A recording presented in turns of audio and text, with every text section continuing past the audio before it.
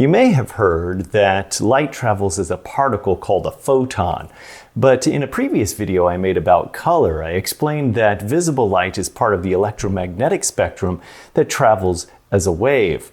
This duplicitous nature of light behaving as both a particle and a wave baffled me.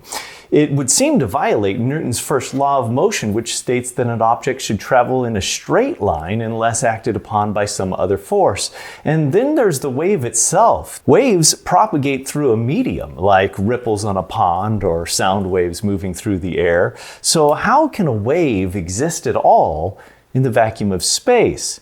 It just doesn't seem to make sense. And while we're at it, why is this equation so popular and well known? I mean, what does it even mean? It must be pretty important because everyone's heard of it. If you want to understand physics and the way the universe works, then you really need to understand light.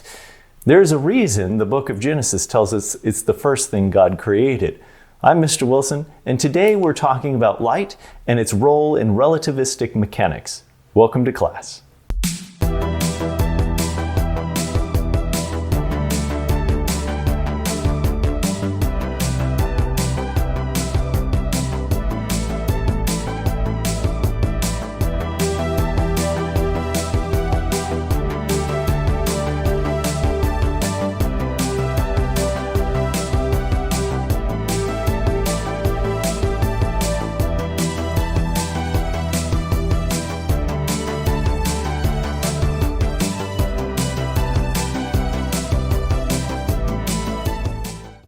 Light is one of those things that we just take for granted. You've lived with it your whole life. You flip the switch and the lights come on. You go outside and the sun is shining. Who cares how it works? I do. I love knowing how things work. What's interesting is that even things that seem simple are often quite complex when you really start breaking them down. And light is certainly one of those things. Einstein spent a lot of time thinking about light. In fact, it was one of the primary inspirations between his development of the famous E equals mc squared equation. So let's start there, because as it turns out, understanding the nature of that equation is the key to understanding light and most of the other things in our universe. The variables in this equation each represent something. E is energy, m is mass, and c is the speed of light. That's it, just three variables. So why is this equation so profound? Because it was one of the first to relate energy and mass to each other. It means that a certain amount of mass can be converted into a certain amount of energy, and vice versa. This simple idea has profound impacts on physics. Take an atom bomb, for example. In its simplest terms, an atom bomb starts off as a ball of uranium, mass. The explosive power comes when you liberate the energy stored in that mass, converting it into its equivalent amount of energy. Let's take the equation apart. C is the speed of light, which has a constant value of 299,792,458 meters per second. So let's replace C with that value. The equation says C is supposed to be squared, so let's do that. Now the equation reads E equals mass times a giant number. Now we just have to determine how much mass we have. This isn't constant, so it can be any number you want. In the case of an atom bomb, let's say that we have 1 gram of uranium. That's it, just 1 gram. If you're not much for the metric system, that's the equivalent weight of a dollar bill or a paper clip or a thumbtack. You get the idea. So the math is easy. 1 times 89 quadrillion is 89 quadrillion. So let's simplify the equation down and we're left with just this. This is how much energy is in 1 gram of matter, 89 quadrillion joules. Starting to see why an atom bomb is so powerful? A small amount of matter equates to a tremendous amount of energy. Now, what if I took all the matter in the universe and converted that into energy? My last video talks about the immensity of the universe and will help put in perspective just how much matter that would be. Can you imagine if I detonated all of it? That's what scientists are talking about when they talk about the Big Bang. In fact, knowing this, we can actually see that scientists are making a little bit of a joke in regard to scale when choosing to call it the Big Bang, because the use of the word big seems like a colossal understatement in this context. What's really interesting is that this works in reverse too. So if you were to ask the question, what is matter? I mean, really think about it for a moment. It's more than just a collection of subatomic particles, because even subatomic particles have mass and therefore are themselves matter. I guess you could call matter the congealed form of energy. Now that we understand the basic tenets of the equation, it should be easy to see that it takes a lot of energy to make even the smallest amount of matter. So now you finally understand E equals mc squared. Or do you? It turns out that the reason E equals mc squared is so well known among the masses is actually because it's easy to remember. In fact, it's a special use case that only refers to matter that is at rest. As soon as your matter starts moving, the equation changes into this. In this case, E, M, and C still represent the same thing as before, but now there's a new variable, P, which represents the momentum of a particle. This new equation tells us that the amount of energy contained in matter is related to both its mass and its momentum. When a particle is at rest, then P equals 0. This general equation reduces down to the familiar E equals mc squared. 0 squared is 0. C squared times 0 is 0. To eliminate the exponent on the left side of the equal sign, we simply take the square root of both sides. And the equation reduces to the familiar E equals mc squared. Before we continue, let's nail down 3 little factoids about light. 1, nothing can travel faster than light. 2, nothing with mass can travel the speed of light, which leads us to 3, only things with no mass can travel at the speed of light. Now, light particles are called photons and they have no mass, which explains why light can travel at, well, the speed of light. Knowing that photons have no mass, we can replace m with a 0 in the equation when talking about photons, and the equation reduces down to E equals pc. Since photons, particles of light, have no mass, they must obey E equals pc, and therefore get all of their energy from their momentum. Now let's think about what would happen if a massless particle like a photon was also at rest. A particle that has no mass, where m equals 0, and is at rest, where p equals 0, then the total energy would be 0. But an object with 0 energy and 0 mass is nothing at all. Therefore, if an object with no mass is to physically exist, then it can never be at rest. So light is always on the move. But there's something else even more interesting here. An object with mass like me can theoretically get moving pretty fast, almost to the speed of light. But massive objects can never get all the way to the speed of light. That means if a photon travels at a speed any less than the speed of light, I could theoretically accelerate myself to the same speed and make that photon disappear. Let's pretend that the car next to me is a photon. And I'm, well, me, an outside observer traveling at the same speed. Now in this example, the photon next to me is not traveling at light speed.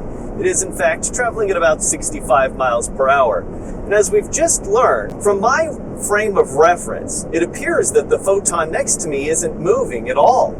And as we've just learned, if a photon with no mass isn't moving, then it doesn't exist at all. Clearly, that doesn't happen, and the fact that it doesn't happen means that light must only travel at the speed of light.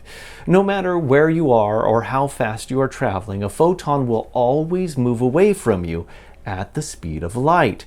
Indeed, the laws of physics state that once an object travels at the speed of light in one reference frame, it goes the speed of light in all reference frames. Now, that's weird. and cool. Here's that equation again. We already talked about how p represents the momentum of a particle.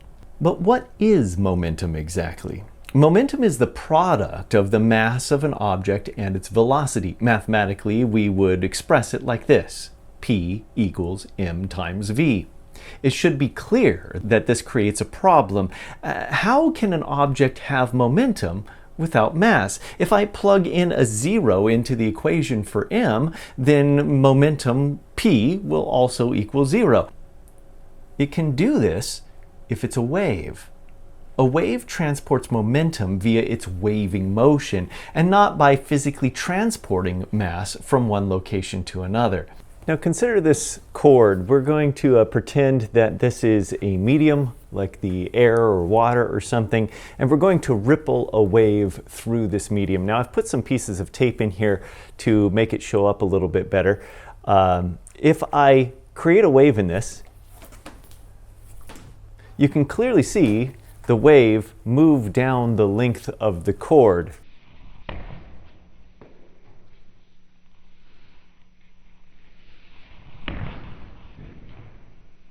Now, if we pretend that these individual pieces of tape are atoms within this medium, then one thing you'll note is that the atoms don't actually travel with the wave down the length of the medium. In fact, they travel perpendicular to the direction of the wave. So the individual atoms are moving up and down as the wave moves horizontally.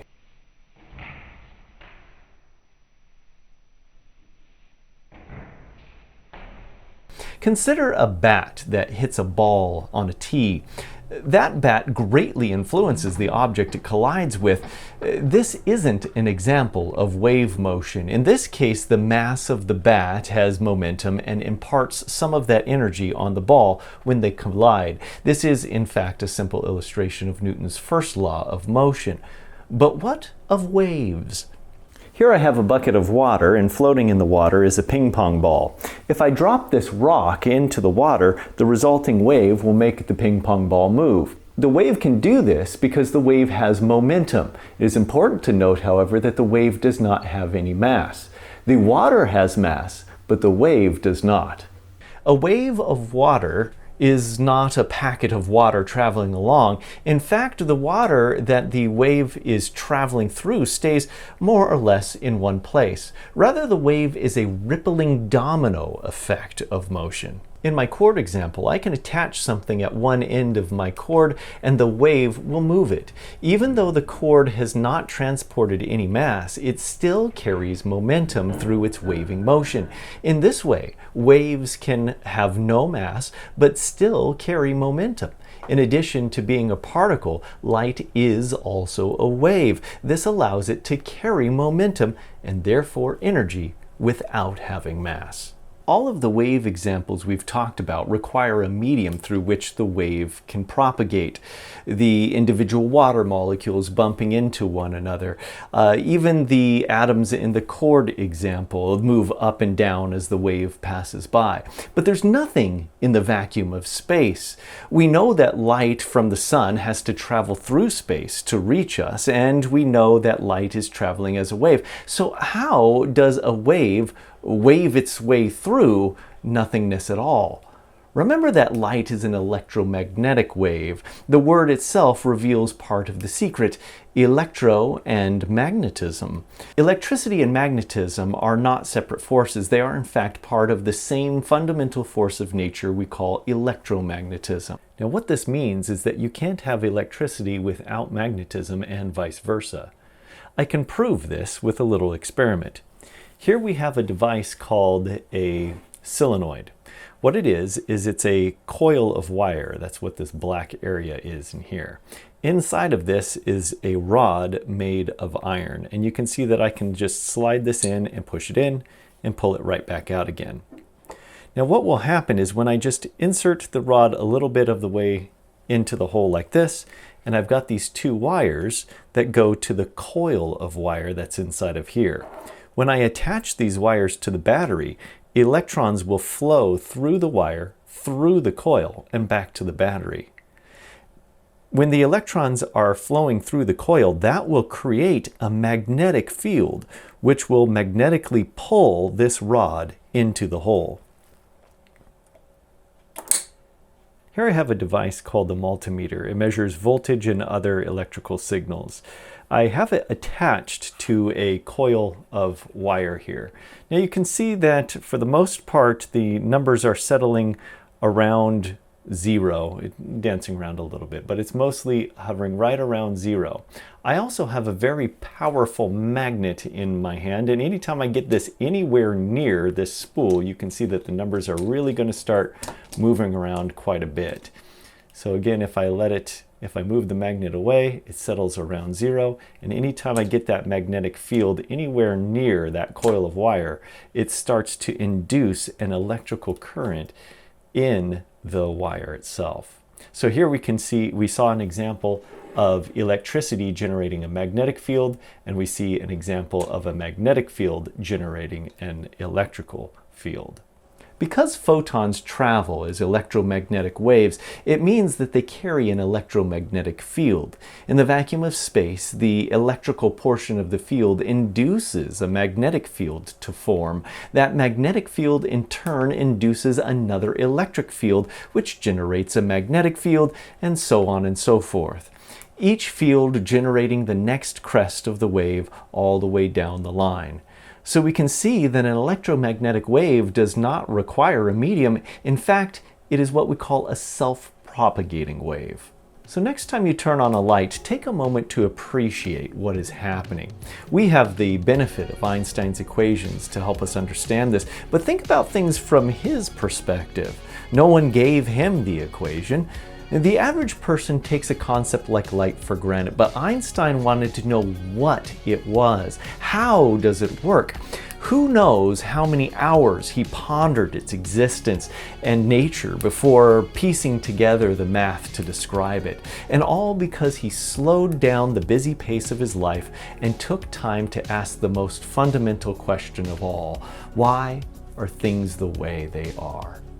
In science, the answers only reveal themselves when someone takes the time to ponder the question in the first place. Perhaps you'll be the next great thinker to ponder something that no one has thought about before and come up with the next scientific breakthrough.